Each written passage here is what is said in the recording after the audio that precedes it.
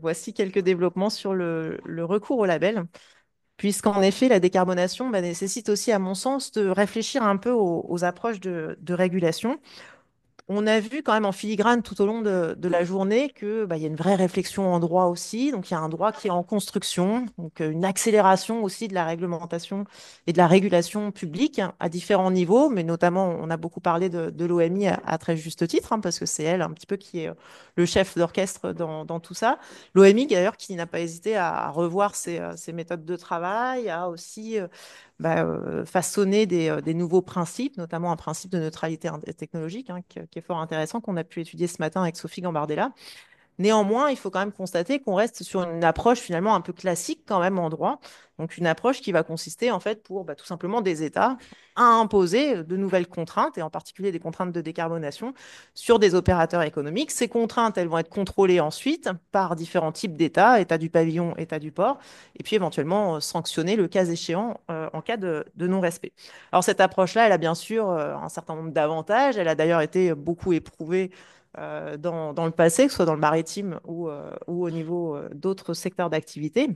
Néanmoins, elle a aussi des limites. Et je commencerai mes propos là-dessus avec deux séries de limites, notamment des limites qui tiennent au non-respect des règles, puisque et là, c'est pas propre au maritime, mais comme dans toute branche du droit, on va avoir forcément des destinataires des règles qui ne vont pas forcément jouer le jeu et jouer le jeu de respecter en fait ces règles.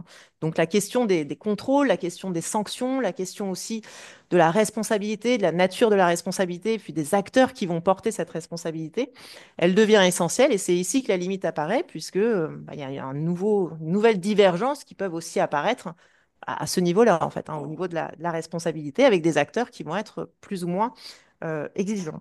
Et puis à donc cette première limite, on a une deuxième limite qui est une limite, là, cette fois-ci propre je dirais, au milieu maritime. C'est-à-dire, on connaît la libre immatriculation dans le milieu maritime, qui est désormais un fait, je dirais, ordinaire, avec 2 tiers de la flotte mondiale immatriculée dans des pays de libre immatriculation, si bien qu'on a ici une potentielle voie de contournement par rapport à la réglementation qu'on va essayer d'imposer, notamment au niveau international. On aura toujours des États, bien sûr, qui chercheront aussi à proposer des modèles un peu plus souples en termes de réglementation, notamment sur les questions environnementales. Donc, une voie de contournement possible, casser limite aussi, parce que dès lors qu'une compagnie maritime, elle veut faire une navigation internationale avec des navires qui vont entrer dans la plupart des ports au niveau mondial, bon, elle va se trouver confrontée aussi à un moment donné au Port State Control. Donc forcément, un État du port qui va être souverain et qui va réintroduire en fait sa réglementation, et notamment sa réglementation en conformité aux standards internationaux, donc Convention Marpol et éventuellement Annexe 6. Donc deux limites qui sont quand même importantes et qui, du coup, face à ces deux limites, appellent des réflexions, à mon avis, qui doivent être un petit peu différentes, dans le sens où on peut s'interroger véritablement sur voilà, ces normativités privées. Et en particulier, je vais concentrer mon propos sur la question des labels, puisqu'ici, j'y vois en tout cas, voilà je dirais ma réflexion personnelle, j'y vois quand même un outil qui peut être complémentaire du droit, sous certaines conditions, sous certaines circonstances que je vais vous expliquer un peu plus en détail dans ma présentation. Donc un outil complémentaire, pourquoi? Parce qu'on est sur un raisonnement qui est différent, un raisonnement qui s'inscrit beaucoup plus dans l'horizontalité, il y a vraiment un esprit de volontariat aussi à travers l'utilisation des labels pour les opérateurs économiques. On n'est pas du tout sur une idée de réglementation, on est plutôt sur une idée aussi d'accompagnement avec des organismes de labellisation qui vont peut-être avoir des réseaux et qui vont permettre aussi de porter ces innovations, porter ces démarches, et notamment de démarches de développement durable par les entreprises, et puis qui vont permettre aussi une valorisation. Donc, démarche d'accompagnement, de valorisation, et puis une approche qui me paraît aussi intéressante et que le droit peine en réalité, on en a un petit peu parlé avec l'intervention de Sophie Gambardella, le droit reste quand même assez cloisonné en fait dans son approche, par type de pollution, par secteur, etc. Là, on peut avoir une approche véritablement transversale avec les labels sur toute la chaîne de valeur, et puis potentiellement holistique aussi, c'est-à-dire qu'on va pouvoir s'intéresser à différentes sources de pollution et éventuellement les combiner. Donc un raisonnement, moi, qui me paraît quand même intéressant à ne pas négliger, et puis du coup des labels qui peuvent être à mon avis, des outils complémentaires, mais attention, pas substituables à la régulation privée. Donc, mon propos, ça ne va pas être de remplacer le droit, mais essayer de le compléter. Et donc, pour essayer d'avoir cette réflexion, je vais d'abord alors, organiser mes propos en trois parties et notamment d'abord me concentrer sur cette phase qu'on est en train de vivre de prolifération des labels, hein. Donc, on a vraiment une multiplication des labels, ce qui n'est pas sans poser de problème, hein. On y reviendra dans quelques minutes. Ce qui nous amènera ensuite à nous pencher plutôt sur la valeur juridique, la portée de ces labels, à quoi on s'engage quand on s'engage et quelle est l'information véhiculée et quelle est aussi sa valeur d'un point de vue juridique dans une deuxième partie. Et puis ensuite, on reviendra sur voilà, ce que peut faire le droit et notamment le rôle qui pourrait être, à mon avis, renforcé du droit pour mieux encadrer l'utilisation de ces labels et permettre véritablement d'avoir un outil qui sera efficace en complément de la régulation plus classique du droit. Alors pour commencer avec les labels, peut-être un petit rappel, tout d'abord que le label est un outil d'autorégulation, va venir certifier par un logo qui est distinct, qui est propre à l'organisme, une pratique de développement durable. Il y a clairement ici un lien qui a à faire avec la RSE, hein, donc un courant de pensée qui vise plus particulièrement à interpeller les entreprises et les interpeller dans leur finalité, dans leur mode de fonctionnement pour les inciter à intégrer davantage en fait, hein, les enjeux plus généraux comme des enjeux sociaux et environnementaux. Et donc, il est clair ici que le secteur maritime et les entreprises du secteur maritime, elles ne sont pas exemptes de ces réflexions RSE, hein. Au contraire, elles doivent se mettre aussi en ordre de marche et elles n'ont pas d'autre choix, puisque ce qu'on constate d'un point de vue juridique, c'est que la RSE, elle tend à se durcir. Donc, elle tend à progressivement se traduire en un certain nombre d'obligations juridiques. On a pu parler de la directive CSRD tout à l'heure. Bon, c'est clairement un bel exemple, hein, le reporting extra-financier qui touche un certain nombre de sociétés aujourd'hui, non seulement françaises et européennes. On pourrait aussi citer le devoir de vigilance des sociétés mères et entreprises donneuses d'ordre, qui est un autre exemple qui montre à quel point la RSE devient une contrainte pour les entreprises, hein. Donc ici, il faut bien distinguer en fait les entreprises qui vont être soumises à ces dispositifs juridiques, donc qui ne vont pas avoir d'autre choix finalement que de devoir établir une politique interne de RSE, puis les autres entreprises en dehors de ces dispositifs-là qui vont vraiment être sur une base de volontariat, avec une démarche qu'ils vont souhaiter porter justement au niveau de la RSE, mais que cette démarche, elle soit contrainte ou qu'elle soit vraiment plus volontaire, l'entreprise, elle va toujours rester libre en fait de choisir les outils qu'elle va souhaiter développer en interne, donc des outils RSE. Et c'est dans ce contexte-là qu'on voit émerger en fait de plus en plus d'utilisation des labels par les entreprises, donc un contexte de RSE. Et donc, on a un véritable, je dirais, une multiplication des labels aujourd'hui, avec une multitude de labels qui s'offrent aux entreprises, et notamment en particulier aux entreprises maritimes. Alors, on pourrait essayer de s'amuser à les classer, parce que voilà, je vais arriver à cette idée de cacophonie, hein. On a cette multiplication, elle aboutit à finalement une certaine confusion dans les labels. Alors, on pourrait les classer selon différents critères, en essayant d'être, je dirais pas exhaustive, mais assez représentative de ce qui peut exister aujourd'hui en matière de label. On pourrait s'intéresser à la nature, par exemple, du label. Est-ce qu'il est porté par un organisme public ou au contraire un organisme privé? Et si c'est un organisme privé, est-ce qu'on est sur un organisme qui représente les industries ou une ONG ou un syndicat, par exemple? On pourrait s'intéresser à l'approche. Est-ce qu'on vise spécifiquement le secteur maritime ou de manière plus générale tous les secteurs, donc une approche multisectorielle? Ou non. Et on pourrait s'intéresser aussi à la portée géographique ou encore au contenu. Contenu, est-ce qu'on cible précisément une question, typiquement parité femmes-hommes ou décarbonation du transport maritime? Est-ce qu'on vise justement une thématique plus générale de RSE, par exemple, ou le public ciblé? Est-ce qu'on a des labels? Et voilà, encore beaucoup de labels sont orientés plutôt dans des relations, je dirais, entre professionnels, donc B2B. On a d'autres labels qui, eux, vont élargir la perspective et intégrer véritablement toute la chaîne de valeur jusqu'à l'aval et jusqu'au consommateur, donc une des relations B2C. Alors, ce qui est intéressant de retenir, c'est que on a des labels du coup généralistes. On a une émergence aussi d'un certain nombre de labels qui sont purement maritimes.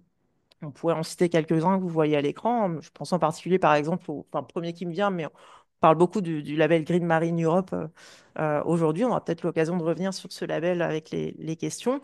Bon, cette prolifération, elle ne va pas sans poser un certain nombre de questions et un certain nombre de difficultés, parce que ce qu'on constate aussi, c'est que l'information qui est censée être véhiculée par ces labels, devient en réalité assez confuse. Donc, il y a beaucoup de confusions qui sont créées.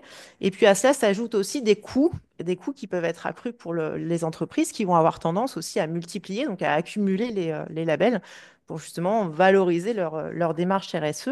Et puis toute cette prolifération, donc qui crée une cacophonie, peut aussi cacher un certain nombre de risques de dérive. Puisque ce qu'on constate aussi, c'est que bah, les modèles de gouvernance des labels restent quand même très variés. Et puis, les démarches de labellisation très hétérogènes, hein. Donc, on peut avoir des niveaux d'exigence qui sont plus ou moins élevés en fonction du label qu'on va utiliser. D'où une deuxième question que je voulais soulever aujourd'hui, la question bah, de la portée juridique de ces labels. À quoi s'engage une entreprise lorsqu'elle utilise un label et à quoi elle s'engage notamment quant aux informations qui vont être véhiculées, que ce soit aux autres professionnels ou aux tiers plus généralement.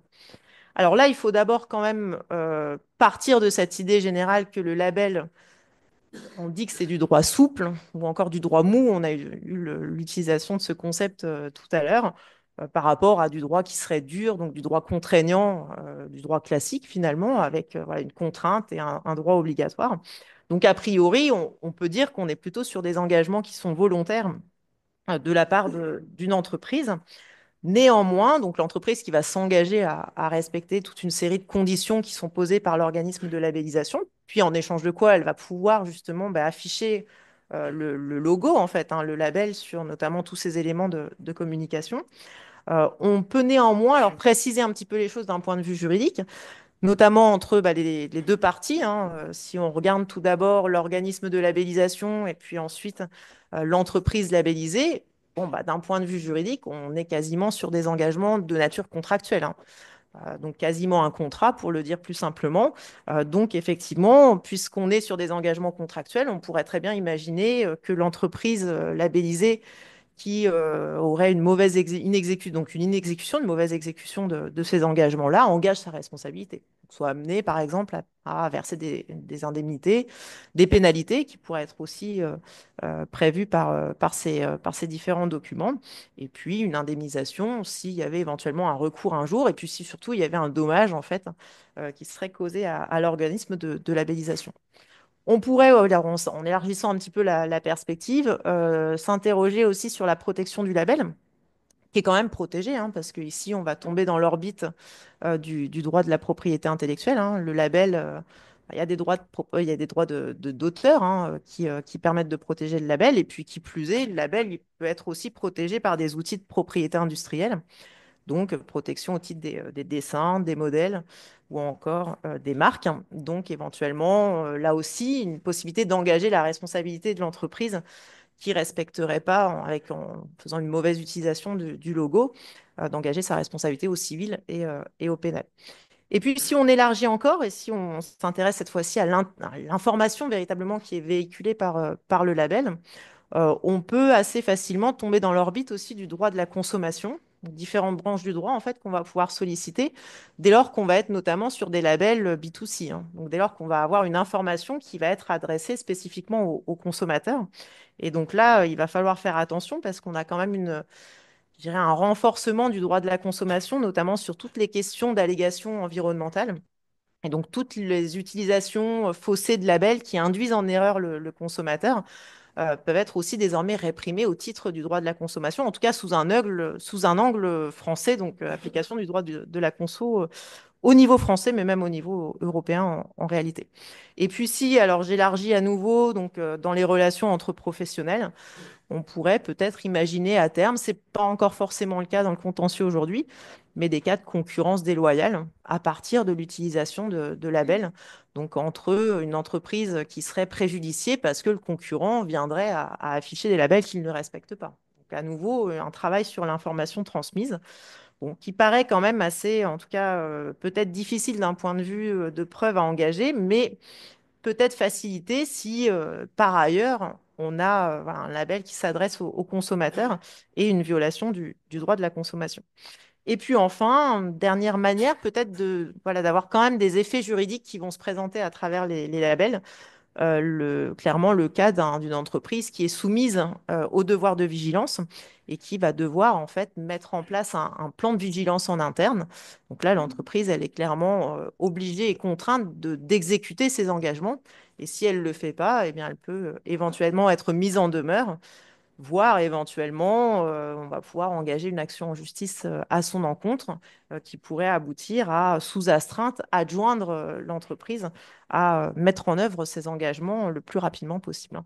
Donc, on a quand même voilà, des effets qui sont limités, mais qui ne sont pas inexistants quant au label. Et puis dès lors, j'en arrive à ma troisième grande question que je voulais soulever cet après-midi avec vous, bah, la question de l'encadrement juridique, hein. Comment on peut faire mieux? Comment on peut renforcer? Et quel est le rôle du droit pour justement permettre une meilleure utilisation des labels? Et donc là, c'est intéressant de partir d'un constat. Et le constat vient d'une étude qui a été réalisée par la Commission européenne en 2020, donc qui est quand même assez récente. Une étude plus générale sur les labels environnementaux. Et cette étude, elle a quand même mis en lumière un constat qui est assez alarmant. Le constat que sur 232 labels environnementaux, on a près de la moitié des labels en réalité qui ne faisaient pas l'objet d'un processus de vérification soit adapté, donc un processus de vérification peu fiable, soit un processus qui était tout simplement inexistant. Donc voilà, un label qui pouvait être accolé assez facilement, sans vérification, que l'entreprise respecte bien le cahier des charges de l'organisme de labellisation, hein. Donc là, on a vraiment une interrogation et puis une perte de confiance possible, parce que les consommateurs, au-delà de la confusion, bah, ils n'y croient plus en fait, hein. Ils n'y croient plus parce que, bon, bah voilà, ça peut s'apparenter aussi l'utilisation d'un label à une pure stratégie de communication. Donc, pour le dire autrement, du greenwashing, quoi, donc de l'éco-blanchiment. Et donc, la Commission européenne s'en est bah, rapidement rendu compte avec son étude de 2020. Et ce qui est intéressant à constater, c'est que voilà, il y a eu un premier élément de réponse, hein, qui va se mettre en place progressivement, hein, puisqu'on est sur une directive récente, hein, qui a quelques mois, une directive du 28 février 2024, à transposer au plus tard le 27 mars 2026. Donc d'ici 2 ans, on sera calé sur la mise en œuvre de cette directive. Elle est intéressante à souligner, cette directive, puisque bon, elle est beaucoup plus générale sur les allégations environnementales qui seraient fausses, mais elle a quelques dispositions qui visent spécifiquement les labels. Et donc, que prévoit cette directive? Elle prévoit notamment que dès lors qu'on est sur des labels privés, donc ils sont d'organismes typiquement associations professionnelles ou ONG, on a désormais un système de certification qui devient obligatoire. Et donc, au-delà d'avoir ce système de certification obligatoire, on a différents critères qui sont posés. Notamment, il nous faut un système qui soit, vous le voyez à l'écran, transparent, équitable, ouvert à toutes les entreprises qui souhaitent rejoindre ce processus de labellisation. Mais au-delà de ça, c'est intéressant quand même de constater qu'il y a un premier travail, un premier pas qui est fait sur le référentiel d'exigence. Alors, on ne nous parle pas du niveau d'exigence, mais on nous parle de la manière dont il doit être fait. Et il doit être représentatif désormais. Donc, il doit être défini en consultation avec les experts et avec les parties prenantes. On nous parle aussi désormais de procédures et de sanctions. Donc, vous voyez, la contractualisation, où là, on va sentir que peut-être on va pouvoir aller vers des sanctions avec des pénalités en cas ou exclusion en cas de non-conformité. C'est ce qu'on commence à voir dans un certain nombre de labels. Et puis, bah, bien sûr, l'élément central, les questions de contrôle, quoi. Donc, contrôle par des procédures objectives. Donc, dit autrement, il va falloir un tiers qui vient vérifier en fait que le cahier des charges, il est bien respecté par l'entreprise pour qu'elle puisse continuer à utiliser le label. Donc, un tiers compétent et un tiers indépendant.